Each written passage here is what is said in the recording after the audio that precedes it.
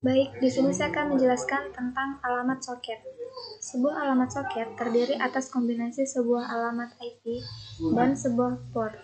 Mirip seperti sebuah koneksi telepon yang memiliki nomor telepon dan nomor ekstensinya. Berdasarkan alamat ini, soket internet mengirim paket data yang masuk ke sebuah proses atau tier aplikasi tujuan. IP versi 4 menggunakan alamat biner 32 bit untuk mengidentifikasi host yang berkomunikasi. Klien harus menentukan alamat IP dari host yang menjalankan program server saat memulai komunikasi.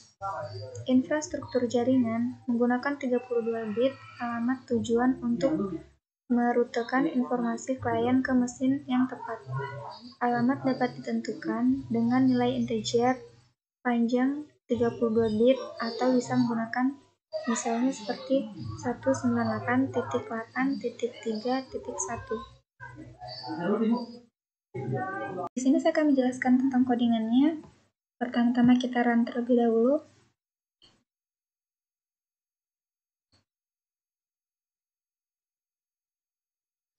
Baik, di sini sudah ada hostname-nya, ada conical name-nya, dan IP address-nya. Kita kembali ke codingannya. Jika pada tab-nya, kita bisa melihat di sini, yaitu laptop JNN J81NK JGB. Lalu pada print host info local hostname, yaitu fungsinya untuk memanggil semua DNS get hostname. Perhatikan bahwa metode get hostname hanya akan mengembalikan nama host, bukan nama lengkapnya. Lalu pada ini ulangi semua argumen baris perintah dan panggil print host untuk masing-masing di antaranya. Lalu pada konsol write line. Lalu pada host info DNS resolve host, yaitu berfungsi untuk menghubungi DNS resolve dengan argumen nama host. Jika berhasil, host info akan mereferensikan instance ke kelas IP host entry yang berisi informasi untuk host yang akan ditentukan. Jika pencarian gagal, eksekusi kode akan jatuh ke blok cache.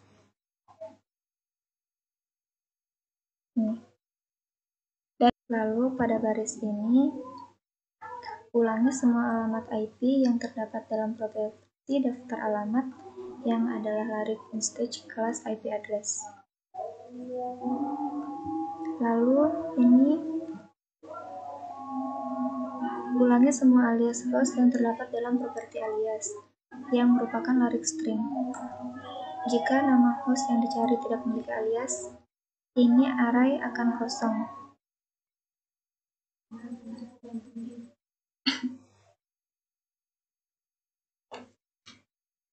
Baik, di sini pada fungsi utamanya ada console word line localhost, string localnet DNS get hostname, berarti mengambil get hostname-nya, berarti mengambil localhost yang ada di laptop pengguna. Selanjutnya saya akan menjelaskan tentang implementasi soket di net. Sebelum kita memulai menjelaskan detail kelas soket, net berguna untuk memberikan gambaran umum singkat dan riwayat soket di Microsoft Windows.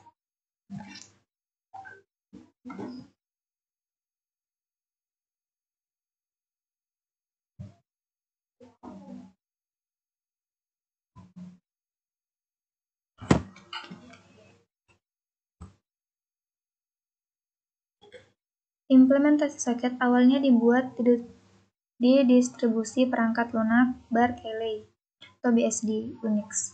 Versi soket untuk Microsoft Windows disebut WinStock 1.1. Awalnya dirilis pada tahun 1962 dan saat ini berada di versi 2.0. Dengan beberapa perbedaan kecil, WinShock menyediakan fungsi soket standar yang tersedia antarmutasi soket Berkeley. Versi C dari buku ini menggambarkan bahwa antarmuka di detail 24 soket di net. Pada tahun 2002, Microsoft merilis kerangka kerja API standar yang dikenal sebagai NET, yang menyediakan pustaka kelas terpadu di semua bahasa pemrograman yang ditawarkan Microsoft. Di antara fitur perpustakaan adalah kelas tingkat yang lebih tinggi yang menyembunyikan banyak detail implementasi dan menyederhanakan banyak tugas pemrograman. Namun, abstraksi kadang-kadang dapat menyembunyikan beberapa fleksibilitas dan kekuatan antarmuka tingkat yang lebih rendah. Untuk mengizinkan akses ke antarmuka soket yang mendasarinya, Microsoft menerapkan kelas NetShock yang membungkus di sekitar fungsi soket WinShock dan memiliki sebagian besar fleksibilitas dan kompleksitas antarmuka soket yang terekspos. Kemudian 3 kelas soket tingkat lebih tinggi atau TCP Client, TCP Listener, dan UDP Client diimplementasikan dengan menggunakan kelas pembungkus soket NET. Bahkan kelas-kelas ini memiliki properti terlindung yang merupakan contoh kelas soket mereka menggunakan. Assalamualaikum warahmatullahi wabarakatuh. Perkenalkan, nama saya Aura Natasha Alamsyah, Stambuk F5511954. Di sini saya akan menjelaskan TCP, Transport Control Protocol. Pengertian TCP atau IP adalah suatu standar komunikasi yang dapat digunakan untuk bertukar data antar komputer oleh suatu komunitas yang tergabung melalui jaringan internet. Lalu saya akan menjelaskan TCP soket. Soket adalah file pseudo yang mewakili koneksi jaringan. Setelah soket telah dibuat atau menggunakan primitif yang tepat dan parameter yang tepat untuk mengidentifikasi host lain, menulis ke soket diubah menjadi paket jaringan yang dikirim dan data yang diterima dari jaringan yang dapat dibaca dari soket. Dalam satu hal, soket sangat mirip dengan pipa. Mereka terlihat seperti file ke program yang menggunakannya, tetapi tidak menghasilkan baca atau tulis ke disk. Alih-alih tidak menghasilkan baca atau tulis, memungkinkan berkomunikasi dengan program lain atau lokal dalam kasus pipa, dan mungkin jauh dalam kasus soket. Mereka juga menawarkan seperti yang Anda sebutkan, komunikasi dua arah atau seperti halnya sepasang pipa yang terhubung dengan benar. Sebuah TCP client inisiasi komunikasi dengan sebuah server yang sedang pasif dan menunggu untuk dapat dihubungi. Ciri khas TPC berjalan melalui 3 langkah, yaitu membangun sebuah intens dari TCP client. Sebuah koneksi TCP dapat dibuat secara implisit di dalam konstruktor dengan menentukan yang terpencil, tuan rumah, dan pelabuhan, atau secara eksplisit menggunakan satu connect metode. Kedua, berkomunikasi menggunakan aliran satu soket. Sebuah terhubung intens dan TCP client berisi sebuah network stream yang dapat digunakan seperti setiap 1/0 aliran dari net lain. Ketiga, tutup dengan koneksi. Panggil satu tutup metode dari TCP client. Selanjutnya, TCP server. Tugas server adalah menyiapkan titik akhir bagi klien untuk terhubung dan secara pasif menunggu koneksi. Server TCP pada umumnya melalui 2 langkah. 1. Buat intense tape listener, tentukan alamat dan port lokal, dan panggil metode start. Soket ini mendengarkan koneksi masuk pada port tertentu. Kedua, berulang kali. 1. Panggil metode aspect tape client dari tape listener untuk mendapatkan koneksi client masuk berikutnya. Setelah membuat koneksi client baru, sebuah intense tape client untuk koneksi baru dibuat dan dikembalikan oleh panggilan aspect TCP client. 1. Berkomunikasi dengan client menggunakan metode read dan write dari network stream tape client. 1. Tutup koneksi soket client baru dan streaming menggunakan close network stream dan tape client. Perhatikan bahwa DC kelas tape client digunakan untuk mengakses koneksi TCP, baik di client atau server. Kelas yang sama dapat digunakan karena protokol TCP benar-benar tidak membedakan antara klien dan server, terutama setelah sambungan dibuat soket dasar. Sebagai alternatif, untuk ASEP TCP client, kelas Tab Listener juga memiliki metode soket terima, yang mengembalikan contoh soket untuk koneksi klien yang masuk. Contoh kami berikutnya, Tab Echo Server, mengimplementasikan layanan Echo yang digunakan oleh program klien kami. Servernya sangat sederhana. Ini berjalan selamanya berulang kali menerima koneksi, menerima dan menggemakan bit sampai koneksi ditutup oleh klien, dan kemudian menutup soket klien. Lalu TCP server dengan soket kelas. Soket di jaringan komputer digunakan untuk membuat koneksi antara dua atau lebih komputer dan digunakan untuk mengirim data dari satu komputer ke komputer lainnya. Setiap komputer di jaringan disebut node. Soket menggunakan alamat IP, node, dan protokol jaringan untuk membuat saluran komunikasi yang aman dan menggunakan saluran ini untuk mentransfer data. Dalam komunikasi soket, satu node bertindak sebagai pendengar dan node lainnya bertindak sebagai klien. Node pendengar membuka dirinya sendiri pada alamat IP yang telah ditetapkan sebelumnya dan pada protokol yang telah ditentukan dan mulai mendengarkan. Klien yang ingin mengirim pesan ke server mulai menyiarkan pesan di alamat IP yang sama dan protokol yang sama. Sambungan soket tipikal menggunakan Transmission Control Protocol atau TCP untuk berkomunikasi.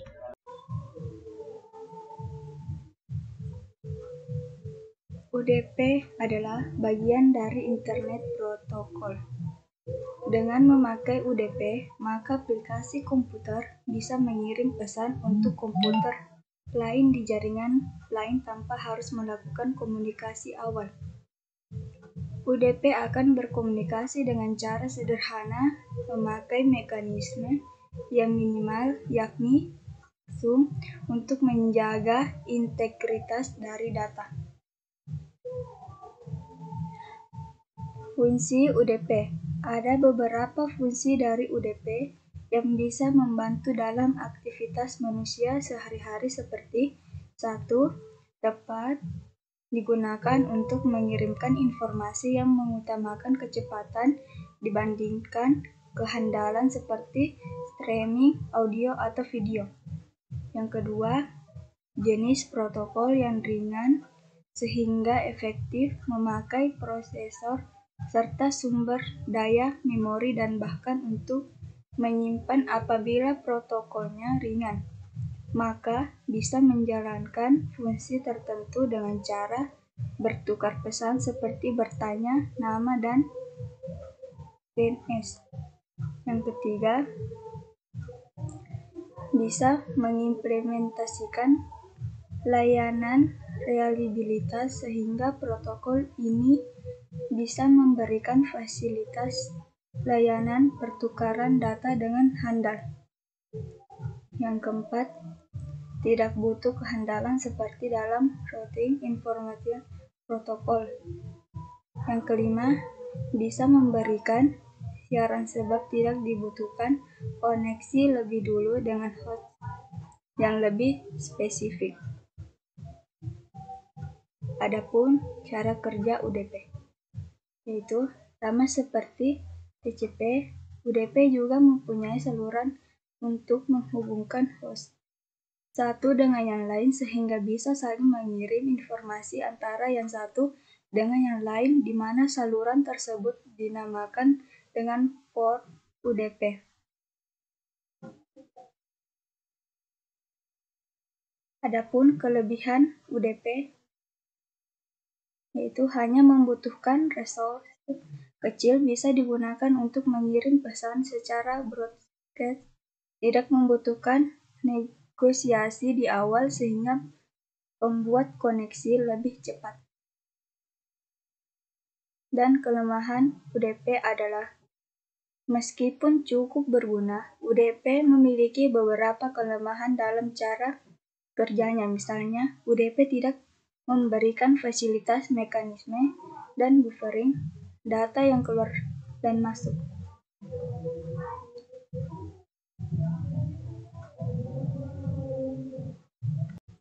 Di video kali ini saya akan menjelaskan tugas 6 materi 5 tentang the .NET Socket Class.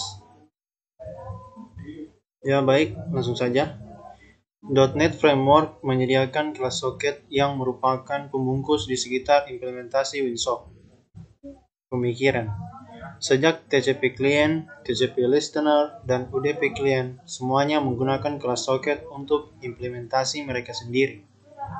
Socket berisi semua fungsionalitas dari kelas-kelas tersebut plus lebih banyak.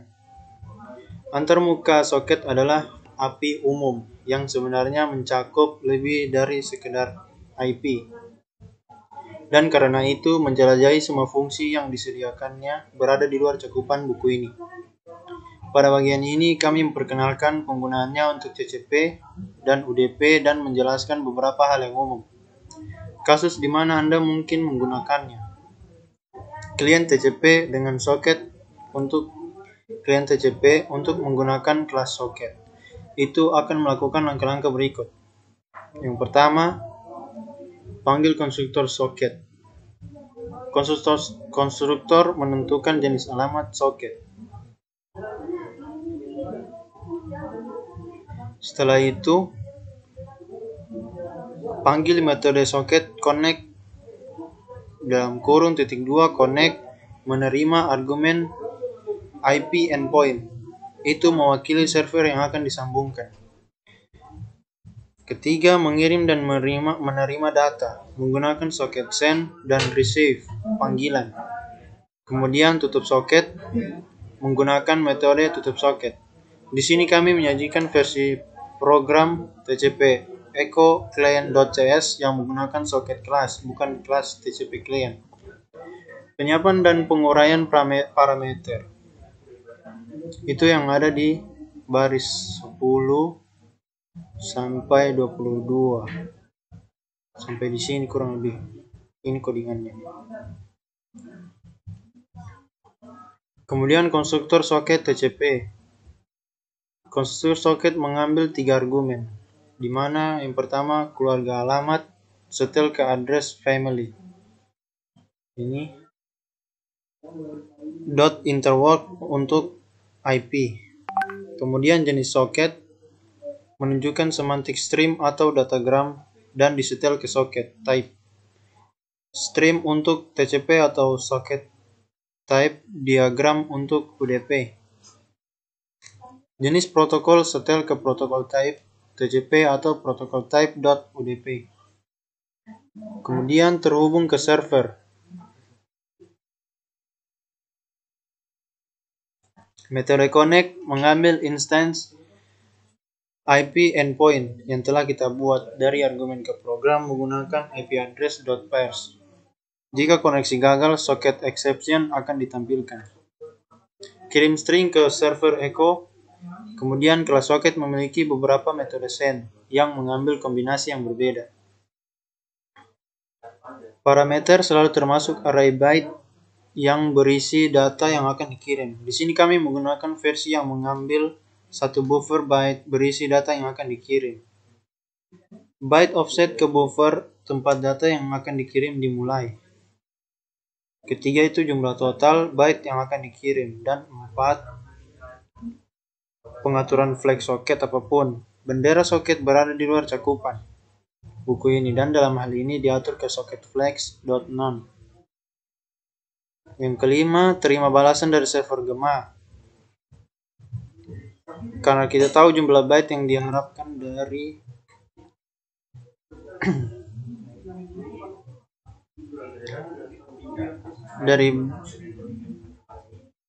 dari byte hingga kami menerima jumlah byte yang sama dengan yang kami kirim. Metode receive dapat dipanggil dalam beberapa bentuk. Di sini kami menggunakan yang mengambil 4 parameter.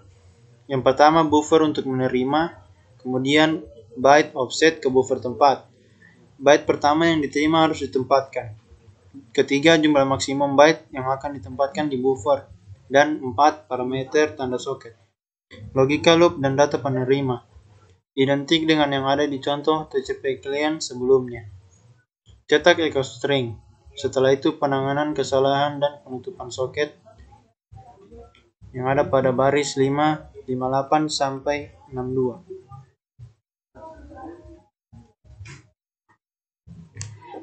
Sekian video dari saya, lebih dan kurangnya mohon maaf. Saya akhiri, wabillahi taufiq wal hidayah. Wassalamualaikum warahmatullahi wabarakatuh.